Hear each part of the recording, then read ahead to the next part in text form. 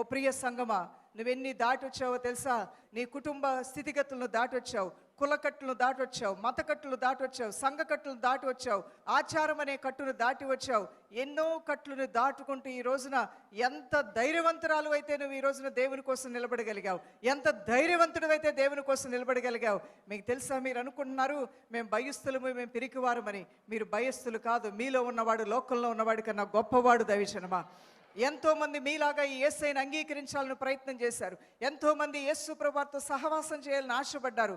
కానీ మొహమాటంతో, మనుషులు మెప్పుకోరి, వాళ్ళు ఏమనుకుంటారో వీళ్ళేమనుకుంటారో, చర్చికి వెళ్తే బైబిల్ పట్టుకొని వెళ్తే ఏమనుకుంటారో అని మనుషులు మెప్పుకోరి, బిడియముతో జడిసి భయపడి ఎంతోమంది మీరు వెళ్ళిన పరుగు పందెంలో మీతో పాటు పరుగు ప్రారంభించి వెనకబడిన వారు ఎంతోమంది ఉన్నారు. లోక మర్యాద వైపు ఆకర్షితులైన వారు ఎంతోమంది ఉన్నారు. కట్టుబాట్ల వైపు ఆకర్షితులైన వారు ఎంతోమంది ఉన్నారు.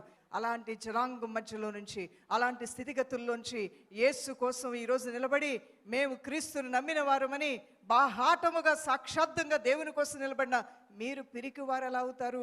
మీరు ప్రత్యేకించబడిన వారు, మీరు రాజవంశీయులు, మీరు గనులు, మీరు ధైర్యవంతులు, మీరు బలవంతులు, మీరు శూరులు, మీరు జ్ఞానులు. మీకు రక్షణ మార్గం అంటే తెలుసు, ఇరుకు ద్వారంలో ప్రవేశించడంటే ఏంటో మీకు తెలుసు, విశాల మార్గంలోకి వెళ్తే నిత్య నరకమని మీకు తెలుసు. మీకు మీరే ఈ లోకానికి వెలుగై ఉన్నారు, మీకు మీరే ఈ లోకానికి సువాసనై ఉన్నారు.